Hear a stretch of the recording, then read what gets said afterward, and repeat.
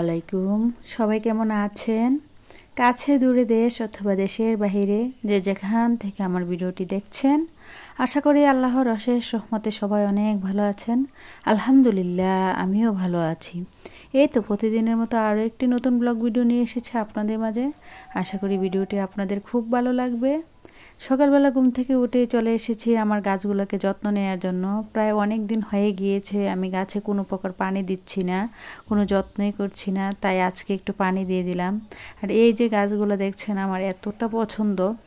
আমার কিন্তু আসলে কোনো বারান্দা নেই, আমি যেহেতু নিচতলা থাকি, নিচতলায় কোনো বারান্দা সিস্টেম নেই আর কি।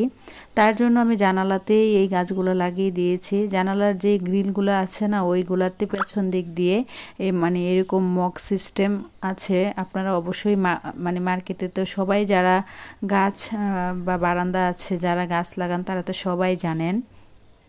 আমি ওইগুলাই মানে গ্রিলের সাথে আটকে দিয়ে তারপরে এই গাছগুলো লাগিয়ে নিয়েছি আর কি।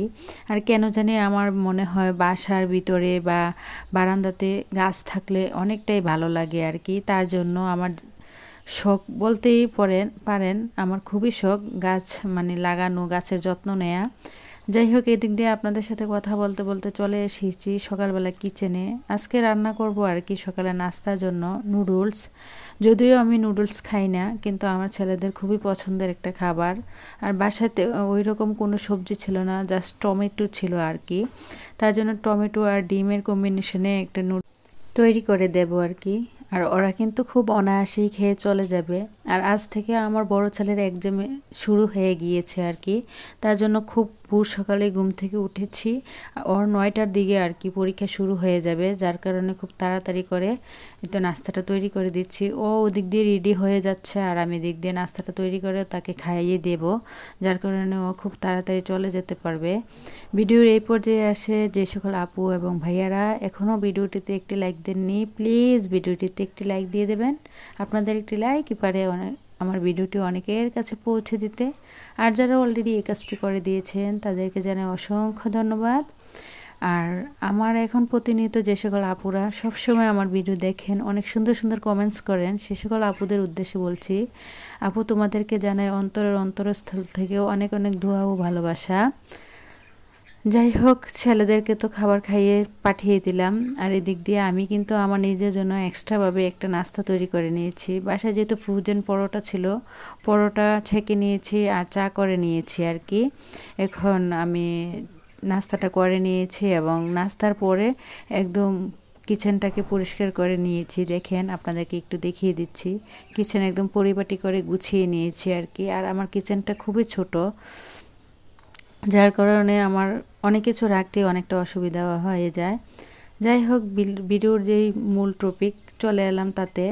আসলে আমরা যদি মানে মাসের শুরুতে খরচের একটা লিস্ট তৈরি করি, বুদ্ধি করে আর কি, এই লিস্টটা তৈরি করলে আসলে আমি দেখেছি যে মাসের শুরুতে যদি আপনি একটা এরকম বুদ্ধি করে লিস্ট তৈরি করেন, তাহলে আপনি যে বাসা ভাড়া, বিদ্যুৎ বিল, গ্যাস বিল, আপনার ছেলে যাদের বাচ্চা কাচ্চা লেখাপড়া করে আর কি, তাদের স্কুলের বেতন, তারপর প্রাইভেটের বেতন, গ্যাস বিল, পানির বিল, মোবাইল খরচ, তারপরে চাল ডাল তেল চিনি আটা মানে শুকনো জাতীয় যা আছে, তারপরে নাস্তা বাবদ, ফল বাবদ, মানে এরকম একটা যদি আমরা লিস্ট তৈরি করি, তারপরে এই লিস্ট অনুযায়ী যদি সব কিছু হিসেব করে নেই, তারপর দেখা গেল যে আসলে মাসের শেষে যখন সবগুলা টাকা সব জায়গায় দেয়া হয়ে যায়, ধরেন এই মাসের এখন তো প্রায় শুরু, সবাই এখন মাসের যেহেতু শুরু হয়ে গিয়েছে, সবাই প্রথমে বাসা ভাড়া টাকা দিয়ে দিতে হবে এবং মাসের জন্য কারেন্ট বিলের টাকা, গ্যাস বিলের টাকা, বাচ্চাদের স্কুল প্রাইভেট, আর এখন যেহেতু ডিসেম্বর মাস প্রায় চলেই এসেছে, সব স্কুল মাদ্রাসাতেই পরীক্ষা চলছে, তার কারণে বাচ্চাদেরকে স্কুলের বেতন, প্রাইভেটের টাকা সব কিছু কিন্তু অগ্রিমে নিয়ে যাচ্ছে। আর আমি কিন্তু আমার ছেলেদের সব টাকা আজকের মধ্যেই মানে পরিশোধ করে দিয়েছি। তার জন্য আর কি আজকে লিস্টটা তৈরি করলাম। আর আমি আসলে এই লিস্ট অনুযায়ী আমি হিসেব করে দেখলাম যে আসলে লিস্ট অনুযায়ী যদি আমি এই খরচগুলো করি, তো মাসের শেষে এই লিস্ট অনুযায়ী খরচ করার পরে মানে আমার যেই একটা খরচের বাজেট থাকে বা বাজেটের টাকা থাকে, ওই টাকাটা থেকে কিন্তু 1 থেকে 1,500 টাকা সেভ হয়। তার জন্য আপনাদেরকে বলছি, আপনারাও যদি মানে এরকম 500-1000 টাকা সেভ করতে চান, তাহলে আমার মতো বুদ্ধি করে মাসের প্রথম দিকেই এরকম একটা মানে লিস্ট তৈরি করে নেবেন এবং লিস্ট অনুযায়ী সবগুলা খরচ যদি আপনি মানে হিসেব করে নেন, তারপরে দেখা গেল যে আপনার আসলেই কিন্তু অনেকটা টাকা বেঁচে যায়, যার কারণে আপনি কিন্তু মানে ওই টাকাগুলা রেখে বাদবাকি টাকাগুলো কিন্তু আপনি সঞ্চয় করতে পারেন। কারো আছে যারা বেশি বড় ফ্যামিলি, তাদের টাকা বেশি লাগে, যাদের ছোট ফ্যামিলি তাদের ফ্যামিলিতে টাকা কিন্তু খুবই কমে লাগে। দেখেন এই যে টাকাগুলা আমি কিন্তু লিস্ট অনুযায়ী খরচ করার পর মানে হিসেব করার পর দেখলাম যে মানে আমি বাসা ভাড়ার জন্য আমার মাসের শুরুতেই বাসা ভাড়া, কারেন্ট বিল, তারপর গ্যাস বিল, মানে আমার ছেলেদের লেখাপড়ার খরচ সব কিছু আমি কিন্তু একে একে সব কিছু হিসেব করে নিই। যার কারণে আমার কাছে খুব মানে সহজ মনে হয় যে ওদের সব টাকা দেওয়ার পর আমার কাছে আর কত টাকা থাকলো বা ওই কত টাকা দিয়ে আমি মাসটা চালাতে পারবো। তার জন্য আমি সবসময় এরকমভাবে একটা লিস্ট তৈরি করে নিই। যাই হোক, আপনাদের সাথে কথা বলতে বলতে এখানে ভিডিও রিলেটেড একটু কথা বলে নেই। আমি সকালবেলা বাজারে গিয়েছিলাম আর কি, কিছু বাজার করে এনেছি। যদিও মানে মূলা এনেছি আজকে বাজার থেকে, টমেটো, লেবু, কাঁচামরিচ, তারপরে মানে ধনে পাতা, জলপাই। আমি কিছুটা জলপাই ফ্রোজেন করব আর কিছুটা দিয়ে আচার করব আর কি। আর মূলা কি বলবো, যে এই মূলা আমরা কখনো খাইনি, ওই মূলার দাম 70 থেকে 60 টাকা কেজি।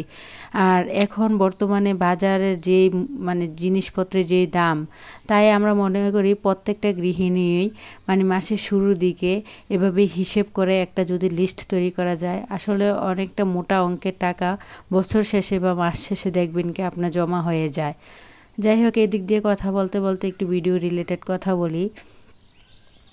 যদিও আমি মূলা এনেছি, কিন্তু মূলাটা কিন্তু আমার একটু ইচ্ছে করছিল যে মূলা দিয়ে একটা তরকারি করব, কিন্তু আমার ছেলেরা তো কখনো সবজি বা শাক, মূলা এইগুলা খাবে না।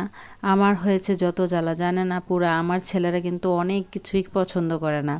যাই হোক, ওদের জন্য কিন্তু আমার অনেকটা জিনিস চিন্তা করে বা রান্না করতে হয়। আমি যেটা পছন্দ করি ওদের ওটা পছন্দ না, বা ওদের যেটা পছন্দ আমার ওইটা পছন্দ না। যার কারণে ওদের জন্য একটা তরকারি সবসময় আমার আলাদাভাবে করতে হয় এবং আমার জন্যও আলাদাভাবে আমি একটা তরকারি করে নিই। যাই হোক, এদিক দিয়ে কথা বলতে বলতে আজকে ডিম দিয়ে এই যে আলু চিকন করে কেটে নিয়েছি। পেঁয়াজটা মানে একদম আমার কাছে একটু ভালো লাগে না, আর আমার মেজো ছেলে কেন জানি পেঁয়াজটা পছন্দ করছে না ইদানিং। তার কারণে কিছুটা আলু চিকন করে কেটে দিয়েছি। তাই ভাবলাম যে আজকে আলু এভাবে চিকন করে কেটে আলু দিয়েই ডিমটা রান্না করে নিই, আর আমার নিজের পছন্দের একটা তরকারি রান্না করব, অবশ্যই আপনাদের সাথে তা শেয়ার করব। আমি মনে করি কি, আসলে যাদের ফ্যামিলিতে বাচ্চারা অনেক কিছু খেতে চায় না বা অনেকটা মানে কি বলবো, মানে এটা সেটা খাবার খুব কম খায়, খুব ভালো মানে ভালো জাতের কোনো কিছু খেতে চায়, তাদের সংসারে আসলে অনেকটা খরচ কিন্তু বেশি হয় আমার মনে হয়। শুধু বাচ্চারা না, দেখবেন আমাদের মধ্যে আমাদের অনেকের হাজব্যান্ড আছে অনেক কিছু পছন্দ করে না বা অনেক কিছু পছন্দ করে, তাদের জন্য সবসময় চিন্তা করে একটা অন্যরকম ভালো কোনো কিছু তরকারি বা যে তারা যেটা পছন্দ করে ওইটাই আমাদেরকে কিন্তু তৈরি করে দিতে হয়। এদিক দিয়ে ডিমগুলা ভাজার পরে দেখলাম মাশাআল্লাহ কতটা সুন্দর লাগছিল। আর এদিক দিয়ে এই তো আলুটা ভাজা হয়ে গিয়েছে, আমি তাতে সব ধরনের মশলা দিয়ে ভালোভাবে ভেজে কষিয়ে নিয়েছি। আর এখন আগে থেকে পানিটা মানে অ্যাড করে দিলাম আর কি। আর এখন ডিমগুলো একে একে দিয়ে দেব। ভিডিওর এই পর্যায়ে এসে যে সকল আপুরা আমার চ্যানেলে নতুন জয়েন হয়েছেন, আপনি যদি এই ধরনের লাইফস্টাইল ব্লগ পছন্দ করেন তাহলে প্লিজ আমার চ্যানেলটি সাবস্ক্রাইব করে আমার পাশেই থেকে যেতে পারেন। আর অলরেডি যারা এই কাজটি করে দিয়েছেন তাদেরকে জানাই অসংখ্য ধন্যবাদ। এদিক দিয়ে এই তো আমার ডিম তরকারির ফাইনাল লুক। আর এই তো আপনাদেরকে বলেছিলাম যে আমার নিজের জন্য কিছু একটা তৈরি করে নেব। এই তো আজকে আমার নিজের পছন্দের একটা শুটকি তরকারি রান্না করেছি। এটা ছিল দুপুরবেলা আর কি, মেয়ের জন্য খাবার নিয়ে নিচ্ছি। ভিডিওটা এই পর্যন্তই, সবাই ভালো থাকবেন, খুদা হাফেজ, আসসালামু আলাইকুম।